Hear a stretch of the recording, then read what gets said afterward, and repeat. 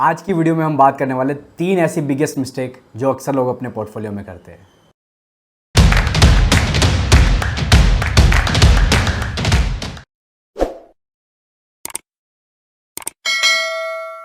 नमस्कार दोस्तों, स्वागत है आपका अपने चैनल इन्वेस्टो में। दोस्तों, मैं इंडियन स्टॉक मार्केट में पिछले 10-11 साल से इन्वेस्टिंग कर रहा हूँ और अपने इसी एक्सपीरियंस से आज मैं आपको ऐसे 3 बिगेस्ट गलतियाँ बताने वाला हूँ जो कहीं ना कहीं अपने इन्वेस्टिंग करियर में मैंने भी की। जब भी आप पोर्टफोलियो बनाते हैं तो आप चाहते हैं कि आपका पोर्टफोलियो लॉन्ग टर्म में आपको वेल्थ क्रिएट करके दे, लेकिन कुछ ना कुछ ऐसी गलतियां हमेशा हम कर देते हैं जिससे हमारा पोर्टफोलियो जिस तरह के रिटर्न उसको देने चाहिए थे नहीं दे पाता। तो अब एक एक करके शुरुआत कर लेते हैं उन पॉइंट्स की। सबसे पहली बात जो अक्सर हम मार्केट में सुनते हैं कि नंबर ऑफ़ स्टॉक्स कितने होने चाहिए। तो सबको पता है कि यार नंबर ऑफ़ स्टॉक्स इतने होने चाहिए जितने स्टॉक्स को आप ट्रैक कर सके। आप कोई भी नंबर 8 से लेके 25 स्टॉक्स का अपना पोर्टफोलियो बना सकते हैं, जितने स्टॉक्स को आप ट्रैक कर सके। ये बात जनरली लोगों को पता रहती है, लेकिन फिर भी हम नंबर ऑफ़ स्टॉक्स अक्सर अपने पोर्टफोलियो में बढ़ा देते हैं। तो मैं यहाँ पर एक एग्जांपल के तौर पे आपको समझाता हूँ। मान लीजिए आपके पास 1 लाख रुपया है और आपने हज़ार रुपये हर स्टॉक में डाल दिए और आपके पास अभी 100 स्टॉक है। तो अल्टीमेटली आपके पास कितने स्टॉक्स हो गए? 100, और इन्वेस्टेड अमाउंट कितना है? 1 लाख रुपये का। अब अगर मार्केट में करेक्शन आती है तो ऐसा नहीं है कि आपके 40 स्टॉक बच जाएंगे, 60 स्टॉक गिरेंगे।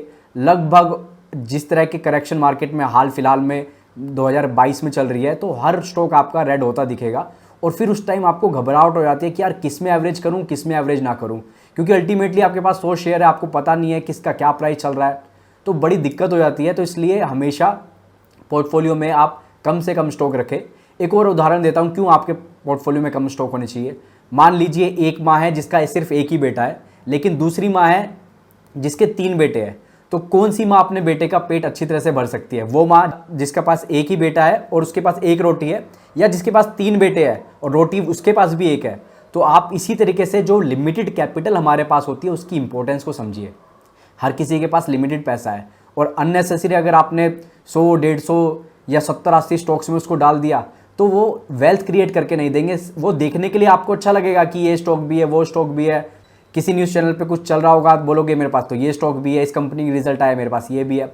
देखने दिखाने को वो अच्छा है, लेकिन वेल्थ क्रिएट हमेशा कंसंट्रेटेड पोर्टफोलियो में होती है। तो हमेशा ये कोशिश करो कि नंबर ऑफ स्टॉक आपके 25 से नीचे रहे। फिर चाहे आप 10 स्टॉक का पोर्टफोलियो बनाओ, 12 का, 15 का, जितने स्टॉक आप ट्रैक कर सकते हो उतने स्टॉक का आपका पोर्टफोलियो होना चाहिए।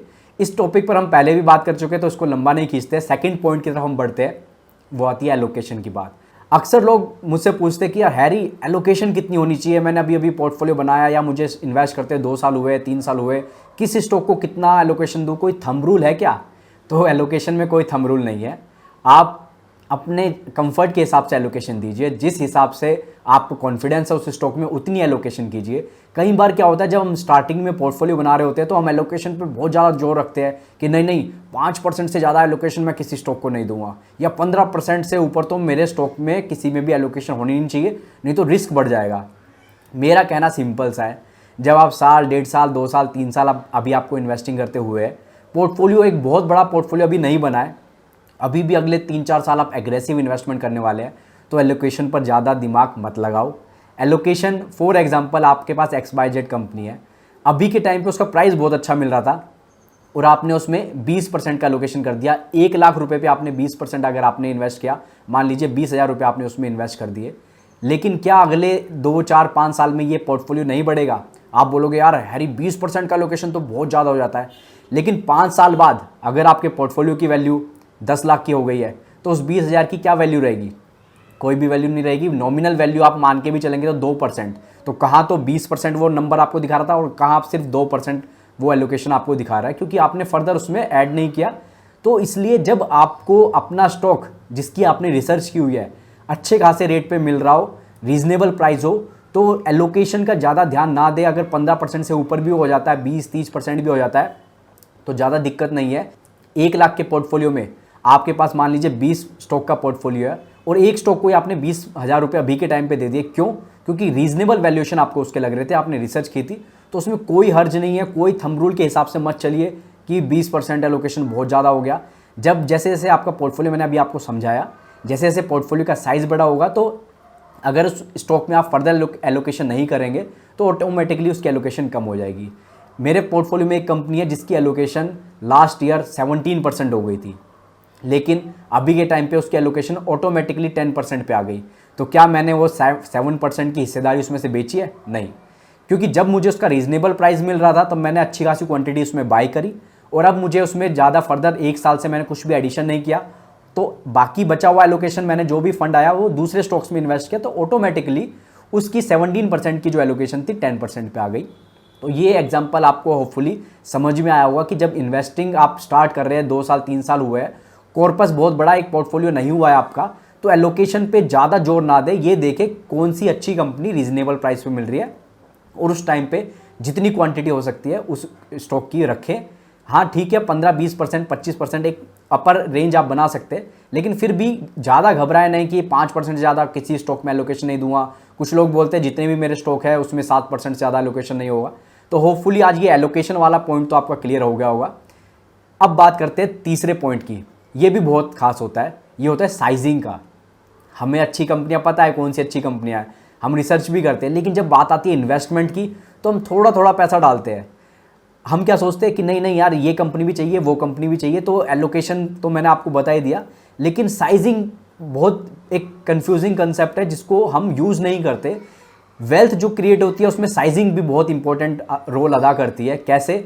इसमें भी एक एग्जांपल लेके मैं आपको समझाता हूँ ताकि आपको और ज़्यादा क्लैरिटी हो। मान लीजिए आपके पास इस टाइम 50 लाख रुपए इन्वेस्ट करने के लिए थे, और उसमें से एक कंपनी जो आपने रिसर्च की हुई थी उसमें आपने अभी के टाइम पे 3 लाख रुपया इन्वेस्ट किया, क्योंकि आपको इस कंपनी पे बहुत ज़्यादा कॉन्फिडेंस था, लेकिन आपकी पोर्टफोलियो की वेटेज ज़्यादा ना हो जाए इसलिए आपने उसमें सिर्फ 3 लाख इन्वेस्ट किया, यानी कि ऑलमोस्ट लगभग 6% का लोकेशन आपने उसमें किया। अब क्या होगा कि मान लीजिए ये कंपनी अगले 10 साल में 10 गुना हो गई, तो आपके 3 लाख रुपए कितने बन जाएंगे? 30 लाख रुपए बन गए। 3 लाख इंटू में 10 टाइम्स 30 लाख रुपीज़ का आपका उस स्टॉक का अभी का मार्केट वैल्यू हो गया। लेकिन आपने एलोकेशन सिर्फ 3 लाख किया था, जबकि आपके पास 50 लाख रुपए थे।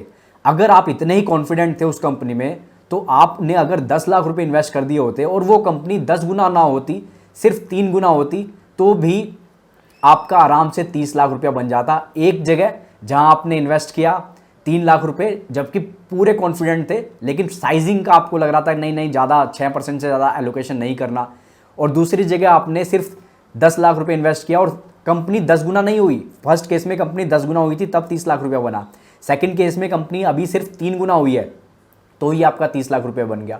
तो अगर आप कॉन्फिडेंट है, रीजनेबल प्राइस मिल रहा है, तो साइजिंग पर भी ध्यान दें।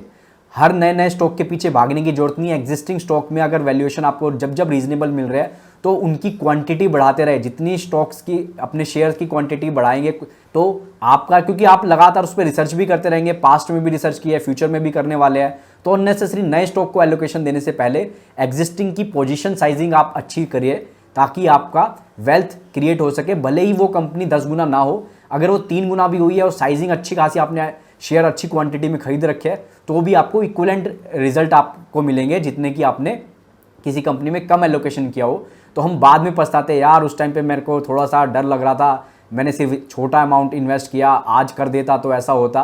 तो वो बात फिर बाद में बच्चों को बताने के लिए रह जाती है। अदरवाइज जो तीनों चीज़ मैंने आपको बताई है, तीनों ही बहुत ज़्यादा इंपॉर्टेंट है। पहला, नंबर ऑफ स्टॉक्स कितने होने चाहिए। सेकंड, एलोकेशन स्टार्टिंग में शुरू के 2-3 साल आपको एलोकेशन पे ज़्यादा सोचने की जरूरत नहीं है। और नंबर 3, पोजीशन, स्टॉक में पोजीशन साइजिंग आपकी ज़्यादा से ज़्यादा होनी चाहिए जहां आपका कॉन्फिडेंस ज़्यादा है।